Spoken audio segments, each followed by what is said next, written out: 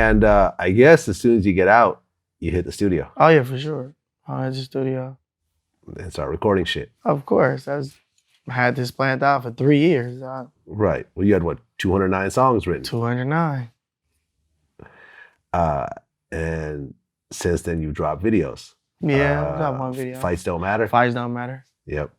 It's been going up. I was like, damn, bro. He hit like 150 the first day or something. I was like, what the fuck? Yeah, I mean, it's a lot higher than that now. Around 600,000? Yeah. Yep. Been out about a week and a half. Yeah. What's next for you? I'll drop a tape. We Know the Truth. I'm trying to drop it by at least end of the week. I'm thinking I'm supposed to turn my shit in today. I got a lot of people on there. Yeah, who's on there? I got Rich the Kid, T Grizzly, okay, Sean Kingston, Stupid Young, my brother, Ketchup, like regular OGZ. Trying to get Rio on there. Hopefully I'll get him on there if I turn it in today. And then, I don't know, whoever else send me some shit today. I'm pretty much done with it. I'm just trying to like rearrange songs and see like what I can replace shit with, because I've been doing a lot of songs. I mean, is it a weird adjustment for you? Because here you are, you just spent 3 years. I mean, think about it. You spent 4 years in high school. Yeah, pretty much. Think about from your freshman year to your junior year, you're in a cage. Yeah. You have to ask to shower. Yeah. You don't decide what you eat. You get served whatever slop everyone else eats. Yeah. You're around a bunch of men. Yeah. And these are not the nicest people. They're not. These are murderers, thieves, gangsters, liars, cheats, rapists, pedophiles. They're on another side. Right. They're now next to. Okay. but still, the type of people you're around. Yeah, pretty much. And here you are now. You're out. Yeah. You got nice clothes on. You got your jewelry on. You're eating what you want. You're driving around in nice cars. You get to go where you want. You don't have to ask another man to do something, I remember the first time I got locked up, that's what really fucked me up. Like, I got to ask this man to go to the bathroom, for the first time in my life. Like, it just, I couldn't get over it. Yeah. And now you're out. And a lot of guys that I know that have been locked up for a while, it takes a while for them to kind of get back in society again. Yeah, are you going through that right now? Where I was at, yeah. Because I wasn't in a regular place. Like, people think cause there's high power. Like, you got high power. Then you have solitary confinement. People think it's the same thing. It's not the same thing. Like, the cell I was in was a 5x7 cell. The regular cell is like 6x6 or something. That regular high power cell is like probably 6x6. I was in a 5x7 cell. Like, the bed was so small that the mat hanged off the bed. Like, the mat was hanging off the bed. Like, you had to sleep sideways. Like, it's so small to where if you stand in the middle and you try to extend your arms are going to bend. Like, you have to work out diagonal. Like, it's a really small cell. Like, so that shit gets to fucking with you after a while. Like, and then it's like, there's no phone down there. No visits. Like, no one comes down there. Like, in the module, like, specifically, I'm going to tell you the module is module 2904. Yeah, just ask somebody about the module. A lot of people don't know that module even exists. It's 6 cells in there. It's where they're supposed to be allegedly keep, Mexican mafia people, cop killers. Sometimes they, put people down there with like bullshit ass charges like restraining orders or violating, contacting the witness, shit like that. So on the door, it says like, before you even open it, it's just a little ass door. There's no booth or nothing. Nobody's watching this. They do their walks every 30 minutes, an hour, close the door, nobody's there. There's a sign on the door that says hostile inmates. Do not open flap, whatever. It's a flap on the door. Do not open, whatever. Like, it was crazy, bro. Like, all that shit over me putting up an Instagram post. Like, it just shows how much they just really like. Yeah. Yeah. Well, Drakeo, man, congrats on coming home. Yeah, man. Like I said, I purposely did not want to do the interview because in the same way that you got put in solitary over an Instagram post, something probably would have happened to you over the VladTV interview. Yeah, that was tripping over like certain shit. Right. Yeah. Which is why I didn't want to do it. Yeah. But you know, it sounds like you've been a political hockey puck basically for the last 3 years. Yeah, pretty much. That's what I being heard. used by the DA to try to prove a point. Basically, that's exactly what it was. Proving a point, making an example. Yeah. Like, because even with my judge, like, I try to explain this shit on Twitter to people, like, but now I'm right here, so it's just weird to me. Okay, so the first DL on my case, her name was Shannon Cooley. Her dad is Steve Cooley, who was the head DA before Jackie Lacey. Jackie Lacey used to work for him. My judge used to work for him because she was a DA. I go to court. She got pulled, I guess, with the judge because she's basically looking at the judge like, "How you used to work for my dad, and he was the head DA." So I'm seeing all this, but other people are not seeing what's going on. I got it. We were rappers, rap stars. They were going to make examples out of all of us. This was going to be the big case for her. What happens? I get acquitted. It looks dumb. Like, they have my co-defendant and all that. They convict him, but they don't really give a fuck about him. It was about me. So once the Fader article came out, it was just embarrassing for them. She's not on the case no more. What happens mysteriously after that? She's a judge now. I get a new DA, whatever, Phil Sterling, whatever. He's been on punishment for a minute. He has some sexual misconduct shit or some shit going on. So they had him on punishment, doing bullshit ass cases. Who do they throw the case to? They throw it to him. And I get it because they feel like, well, it doesn't really matter because if it goes bad on you, it's like, you were already out the way anyway. If you do win, it's like this is gonna bring your career back. His wife is a fucking a police officer, whatever, I don't know, LAPD something. I have my detective on my case. He's a sheriff. His wife is a district attorney for Jackie Lacey. All this shit, like, people don't see this type of shit, but all this shit is like all together. Like, people might, oh, you're thinking too hard, but it's not. The same way I got my deal right before whatever Gascon won.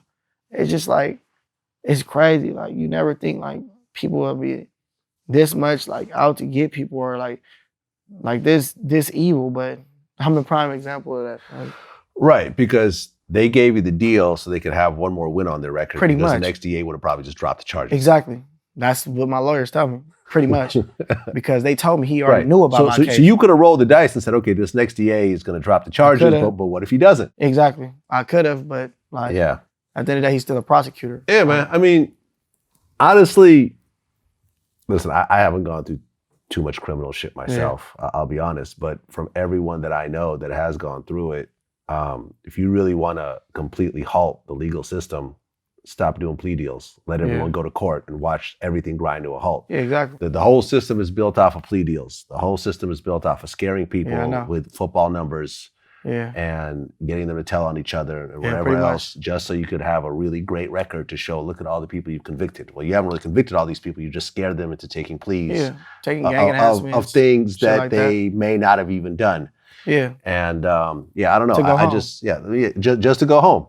Like I think the whole system is dirty. I mean, personally, I feel like every case should just go to trial.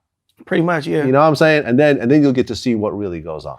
But most people get scared because they see like, you know, people get life or go to trial, and like, trial is different. Like, most of the stuff that they try to scare you with at prelim and all that won't even be admissible in trial. Right. But, you know, they got people thinking like, oh, they did this.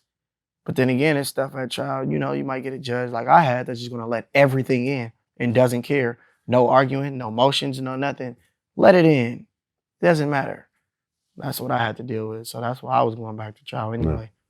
She just didn't like me. Well, welcome home, man. Welcome home. And, you know, I think that with all the bullshit that happened, you could probably also say in retrospect, you know something, there was probably certain mistakes that you made yourself. Oh yeah, for sure. There's probably there's certain places you probably shouldn't have even gone. Yeah, for sure. Shouldn't have gone to a certain party. Shouldn't have rolled with certain people. Yeah. Shouldn't have been around people that may or may not have guns. Yeah, but that was my problem. You see what I'm saying? But what I'm saying is that you can't just sit there and just completely point the finger at Oh, everyone no, I else. can't. To a certain degree, you also have to say that, Drakeo the Ruler needs to make better decisions. So he's never in this vicinity of problems ever again. Yeah, but for instance, my situation is different though, bro. Like I know a lot of people say that though, but like I have a totally different situation. But you also have to like, take a certain degree of responsibility yourself. Yeah, of course. I shouldn't have stopped there. I shouldn't have had a gun. I mean, it's safety first. I won't have a gun again, but I shouldn't have had a gun. But at the end of the day, it was people trying to kill me, so I'm not gonna. That's what I'm saying. But then again, you could also look at it as, if I have to go someplace and bring a gun, maybe I should just not go to that one place. Yeah, but you see what I'm saying? It's kind of. It is straddling the fence. It is straddling the fence because it's a lot of places that I can go. I can go to the mall and I didn't see, like, come on, for instance, Dollar got killed at the Beverly Center. That's not in the hood. Like, it's places that you could go. People get shot at the studio. Right, but like, I know about the dollar. Yeah, come on. Like, I know about the dollar situation. Right. And rest in peace, Dollar. Yeah. I know it's sad, but Dollar was also. You can't say that he was a complete victim. Streets, He was not a complete victim in that situation. There was a whole story behind that and so forth. He was into some shit himself as well. Yeah. So, like I said, you have to walk away as you're getting ready to grow older. Oh yeah, for sure. It's just not as easy as to be in your 30s, your 40s, your 50s, your 60s, for sure. Kids, grandkids, and so forth. You have to say, well, I never want to be in this situation ever. Oh yeah, I don't want to be in this situation, but at the end of the day, like, there's certain things I don't have no control over.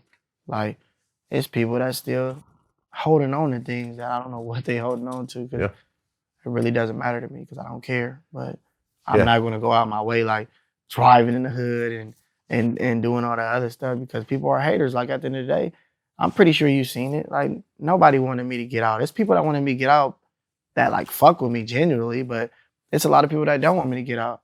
I have people that go behind my back and tell people not to do songs with me because they're scared of me. They're scared of my talent. At the end of the day, I didn't get out and reach out to nobody. I got out, I went to the studio, I did what I had to do. But there's people, they're gonna say, if you ask them, that they're not hating on me, they're not doing this.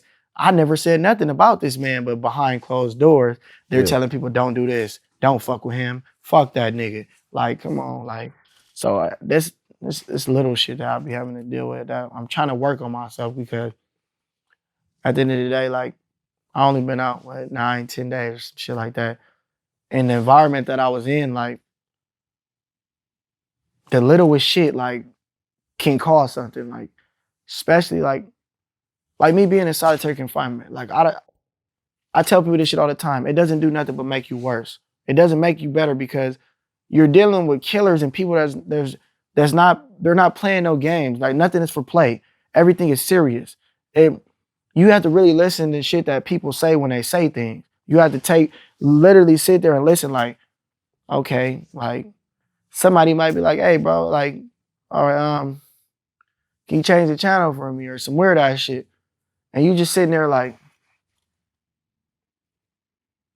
what you mean by that though? Like why are you doing this? Why are you telling me to change the channel or some weird shit? Like, when I just changed it to this station, like, it's like weird shit, like shit that it just triggers something. So I'm still trying to, like, work on that, because I'm not used to this shit. I'm trying to, like, do this rap shit, and, like, but these niggas are like hoes, like, and I'm trying to like I don't know. I'm trying to get used to this shit, like, just dealing with these fake ass niggas, like, because at the end of the day, I'm real. Can't nobody tell me who I'm gonna do a song with or who I'm gonna do something with, because then I'm gonna tell them that has nothing to do with me, bro. That's y'all politics. That's what y'all got going on. I would never tell another man to not do something with somebody, or don't do this because I'm having an altercation with this person, because that has nothing to do with me. These people, this is the type of stuff they do behind the scenes. I only been out 9 days or 10 days, and this is the stuff that people are doing with me right now. It's kind of crazy. Yeah, man. Well, look, you're in a good space right now. I am. Okay. You don't have any pending charges. You don't have anything hanging over your head. Are you on probation? I'm on probation, though. Okay. How long? 5 years. I thought they were supposed to stop that. Well, be careful in that regard. Oh yeah, for Be sure. careful man. in I that don't do regard. nothing, man. I'm in the studio every day. Because man. you're not a regular citizen I'm not. like everyone else in this room. I know that. Which means that if you get pulled over, Yeah, they don't need a reason to search your car. Yeah, I know. They can show up at your house whenever they feel like it and, Yeah. and ransack your house. I know that. They can find out where you are at any certain point. I know. You're still kind of in jail in a way. Pretty much, yeah. You know, Yeah. but luckily you're not actually in jail. And from what your manager TK, who I've known like 15 years now, who's always solid and 100, just told me, I guess you got a really big deal on the horizon as well. Yeah, that's what I've been hearing. That's what you've been hearing? Talking to these people about. All right. So once that news is out. I'm independent right now, though. So You're independent right now. I don't want to hear all this. Like, you feel me? I don't want to hear all this. Oh, he got all this from the deal. No, I got out of jail with all this shit. That's what's up. Without the deal. That's what's up, man. Well, listen, congrats on everything. I know you went through hell over the last 3 years, man. But these type of situations is what builds character, what makes you stronger, what makes you appreciate the things that you do have, man. I appreciate it. Only the best, man. Man. Peace.